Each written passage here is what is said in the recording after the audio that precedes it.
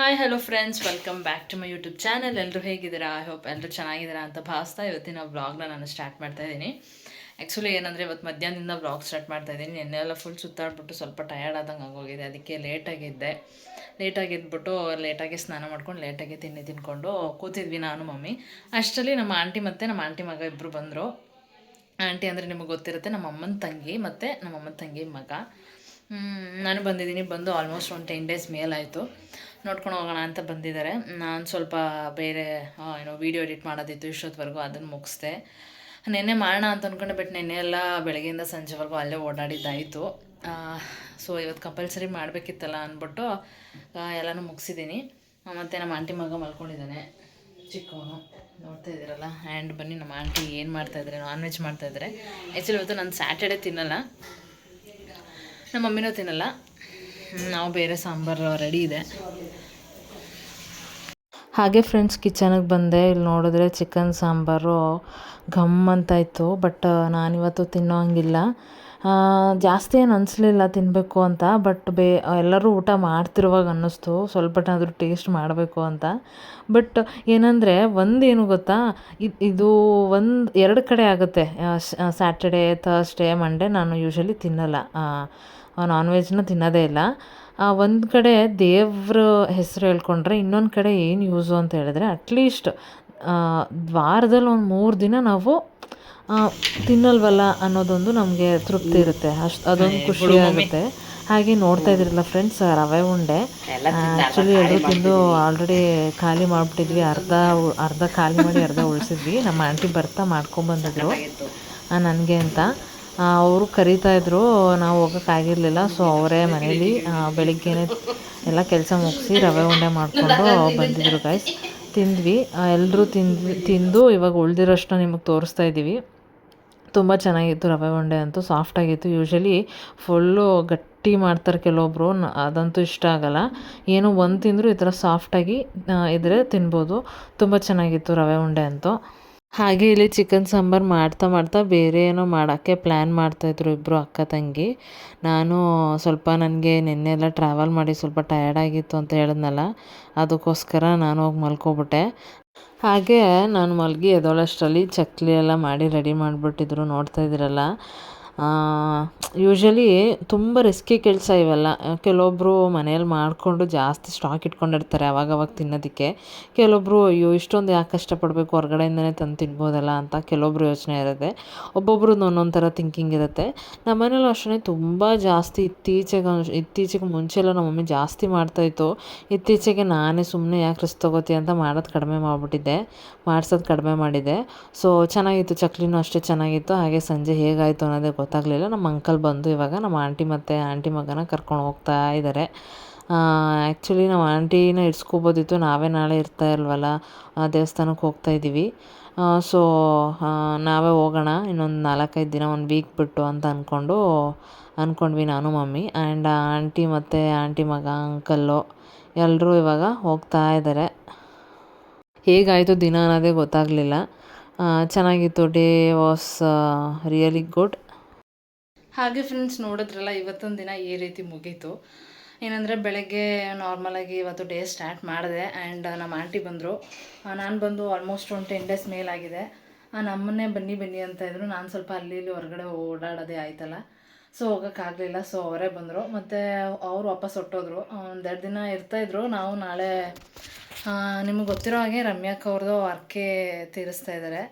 And ಅದಕ್ಕೆ ನಾವು ಬೆಳಗ್ಗೆನೇ ಒಂದು 6:30-7 ಅಷ್ಟರಲ್ಲೆಲ್ಲ ಹೊರಡಬೇಕು. ಅದಕ್ಕೋಸ್ಕರ ನಾವು ಇರಲ್ವಲ್ಲ ಅಂತ ಆಂಟಿ ಹೊಟ್ಟೋದ್ರು. ಮತ್ತು ಇವಾಗ ಆಲ್ಮೋಸ್ಟ್ ಟೈಮು 9:30 ಆಗಿದೆ.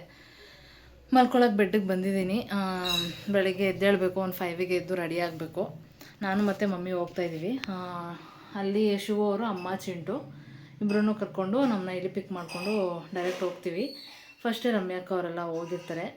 ಆ್ಯಂಡ್ ಇನ್ನೊಂದು ಏನು ವಿಷಯ ಅಂತ ಹೇಳಿದ್ರೆ, ನೋಡಿದ್ರಲ್ಲ ಬೆಳಗ್ಗೆಯಿಂದ ಡೇ ಹೆಂಗೆ ಹೋಯ್ತು ಅನ್ನೋದೇ ಗೊತ್ತಾಗಲಿಲ್ಲ. ಆಂಟಿ ಬಂದರು. ಆಂಟಿ ಬಂದಮೇಲೆ ಅಡುಗೆ ಎಲ್ಲ ಮುಗಿಸಿ ಆಂಟಿ ರವೆ ಉಂಡೆ ಎಲ್ಲ ಮಾಡ್ಕೊಬಂದರು. ತುಂಬ ಚೆನ್ನಾಗಿತ್ತು. ಆ್ಯಂಡ್ ಆಮೇಲೆ ಒಂದು 2-3 ಅವರ್, 3 ಗಂಟೆಯಿಂದ 6 ಗಂಟೆವರೆಗೂ ತೋರಿಸಿದ್ನೆಲ್ಲ ಚಕ್ಲಿ ಎಲ್ಲ ಮಾಡಿದ್ರು, ಅದೇ ಆಗೋಯಿತು. ಇನ್ನು ಅವರು ಹೊಟ್ಟೋದ್ರು. ಸೊ ನಮ್ಮದು ಡೇ ಇಲ್ಲೇ ಮುಗ್ದೋಯ್ತು. ಇಲ್ಲಿ ಸ್ವಲ್ಪ ನನ್ನ ಕೆಲಸಗಳಿತ್ತು. ನನಗೆ ಫೋನ್ ಇಟ್ಕೊಳ್ಳೋಕ್ಕೂ ಸ್ವಲ್ಪ ಸ್ಟ್ರೆಂತ್ ಸಾಲ್ತಾಯಿಲ್ಲ. ಫುಲ್ಲು ಇಲ್ಲಿ ನನ್ನ ಸ್ವಲ್ಪ ಕೆಲಸಗಳಿತ್ತು, ಅದನ್ನೆಲ್ಲ ಮುಗಿಸ್ಬಿಟ್ಟು ವೀಡಿಯೋ ಮಾಡೋಣ ಅಂತ ಜಸ್ಟ್ ಇವಾಗ ಕೂತಿದ್ದೀನಿ ಗೈಸ್.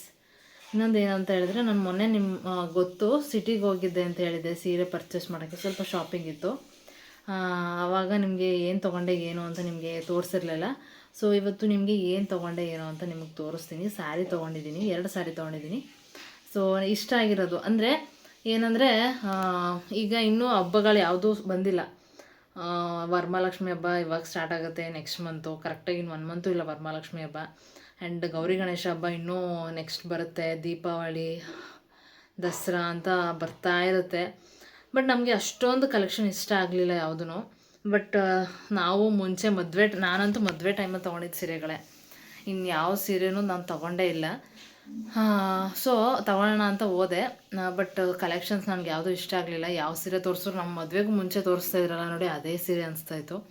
ಸೊ ಫೈನಲಿ ಏನೋ ತೊಗೋಬೇಕಲ್ಲ, ಮೈನಲ್ಲಿ ಫಿಕ್ಸ್ ಆಗಿಬಿಟ್ಟಿದ್ವಿ ತೊಗೊಳ್ಳೋಣ ಅಂತ. ಸರಿ ತೊಗೊಳ್ಳೋಣ ಅಂದ್ಕೊಂಡು ತೊಗೊಂಬಂದೆ.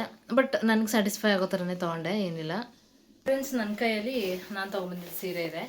ಏನಂದರೆ, ಯೂಶ್ವಲಿ ಮೈಸೂರಲ್ಲಿ ಇರೋರು ಮೇಯ್ನಾಗಿ ಸೀರೆ ಶಾಪು ದೊಡ್ಡದು ಚೆನ್ನಾಗಿರೋ ಶಾಪ್ಗಳು ಅಂತಂದರೆ ಸುಮಂಗಲಿಗೆ ಹೋಗ್ತೀರಾ, ಮನ್ನಾರ್ಸಿಗೆ ಹೋಗ್ತೀರಾ, ಮತ್ತು ಸಂದಲ್ಗೆ ಹೋಗ್ತೀರಾ, ಆ್ಯಂಡ್ ಯುವರಾಜ್ ಸಿಲ್ಕ್ ಹೋಗ್ತೀರಾ, ಇಷ್ಟು ಹೋಗ್ತೀರಾ. ನಾನು ಕರ್ನಾಟಕಕ್ಕೆ ಹೋಗ್ತೀರಾ.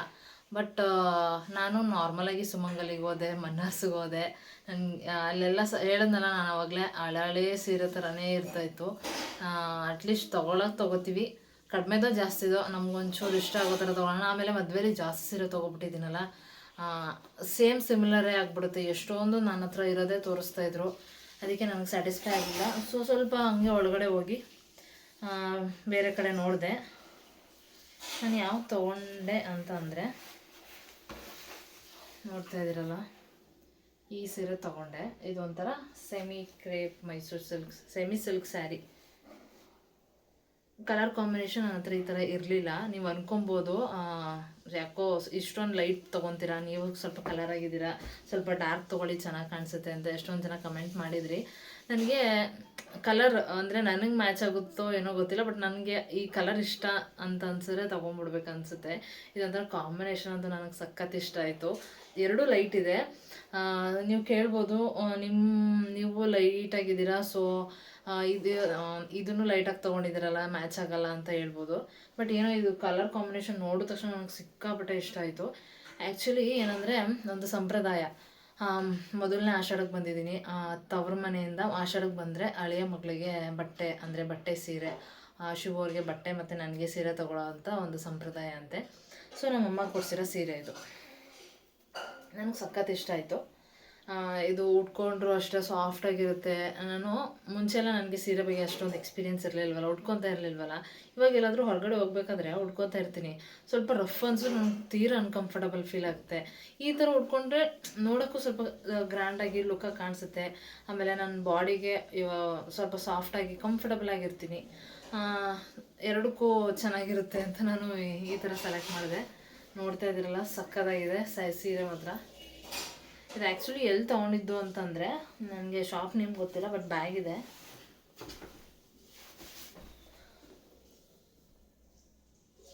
ಇದು ನೋಡ್ತಾ ಇದ್ದೀರಲ್ಲ, ಬ್ಯಾಗಲ್ಲೇ ಇದೆ. ಮಹಾವೀರ್ ಶಾಪ್ ಅಂತ, wholesale dealers in sarees, suiting shirts. ಇದು ನಿಯರ್ ಒಲಂಪಿಯಾ ಥಿಯೇಟರ್ ಹತ್ರ, behind HR street near Olympia theatre. ಹಾಗೆ ರ್ಯಾಂಡಮಾಗಿ ಹೋದ್ವಿ, ಸೀರೆಗಳೆಲ್ಲೂ ಸಿಗಲಿಲ್ವಲ್ಲ, ಮೂಡ್ ಆಫ್ ಮಾಡ್ಕೊಂಡು ಹೋದ್ವಿ. ಒಂದು ಕಡೆ ಹೋದ್ವಿ, ಈ ಸೀರೆ ಸಿಕ್ತು, ಸಿಕ್ಕಾಪಟ್ಟೆ ಖುಷಿ ಆಯಿತು.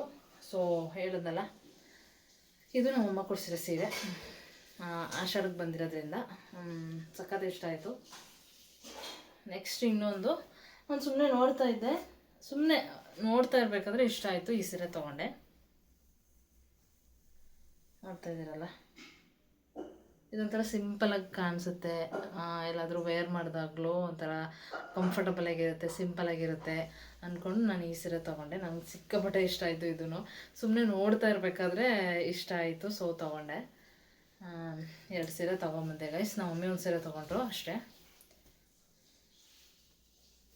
ಇಷ್ಟ ಆಗಿದ್ರೆ ಯಾವ್ದು ಇಷ್ಟ ಆಗಿದೆ ಅಂತ ಕಮೆಂಟ್ ಮಾಡಿ ಆಯಿತಾ. ಇದು ಇಷ್ಟ ಆಗಿದೆಯಾ, ಇದು ಇಷ್ಟ ಆಗಿದೆಯಾ ಅಂತ. ಸೊ ಹಾಗೆ ಫ್ರೆಂಡ್ಸ್, ನಾಳೆ ಬೆಳಿಗ್ಗೆನೇ ನಾವು ಹೊರಡಬೇಕು. ಎಷ್ಟೊತ್ತಿಗೆ ಹೊರಡಬೇಕು ಅಂತ ಹೇಳಿದ್ರೆ, ಶಿವು ಅವರು 7 ಪರ್ಫೆಕ್ಟಾಗಿ ರೆಡಿಯಾಗಿ ಅಂತ ಹೇಳಿದ್ದಾರೆ. ಅವರು ಸ್ವಲ್ಪ ಪೂಜೆ ಎಲ್ಲ ಹೋಗೋಕ್ಕೆ, ಪೂಜೆ ಎಲ್ಲ ಮತ್ತು ಅಲ್ಲಿಗೆ ಏನೇನು ಸಾಮಾನು ಬೇಕೋ ಅದನ್ನೆಲ್ಲ ತೊಗೊಂಡೋಗೋಕ್ಕೆ ಬೇಗನೆ ಹೋಗ್ತಾರಂತೆ.